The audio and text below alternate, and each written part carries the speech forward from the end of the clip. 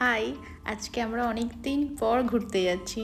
সেই কবে গিয়েছিলাম ঘুরতে দ্বারিকা, তখন অনেক বন্ধুদের সাথে গিয়েছিলাম। আজকে যদিও আমরা দুজনেই যাচ্ছি আমাদের এই মতিখাউড়ি থেকে 19 কিলোমিটার দূরে খাম্বালিয়া বলে একটি জায়গা আছে, সেই জায়গায় আরাধনা ধাম।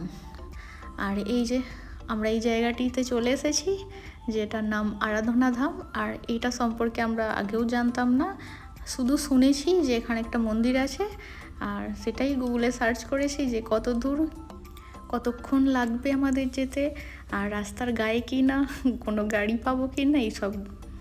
বাস এই যে চলে এসেছি আমরা মন্দিরে। মন্দিরটা কি বিশাল!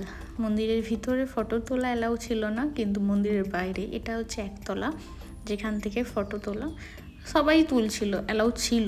আর এটা হচ্ছে দোতলার ওপরে একটা ছোট্ট মন্দির করা ছিল, আর সেই মন্দিরের ভিতরে এই ঠাকুরটা ছিল। আর এই ঠাকুরটা খানিকটা আমাদের মনসা ঠাকুর যে হয় সেই রকম দেখতে। আর ওই যে দূরে যেটা একটা দিঘি মনে হয়, খুব সুন্দর লাগছিল দেখতে। আর এখান থেকে পুরো রাস্তার ভিউটা পাওয়া যাচ্ছিল। আর এই যে লাল লাল টালির চালের ঘরগুলো দেখতে পাচ্ছেন, ছোট ছোট, ওগুলো অনেক সুন্দর ঘোরার জায়গা আছে, আপনাদেরকে ঘুরে দেখাবো। আর এটা আমরা সেই ওপর থেকে ভিডিওটা বানালাম, কত সুন্দর লাগছে দেখুন চারিপাশটা। এই যে চলে এসেছি আবার নিচে, ওই যে নিচের যে ঘরগুলো আছে ওখানে এবার ঘুরতে যাব।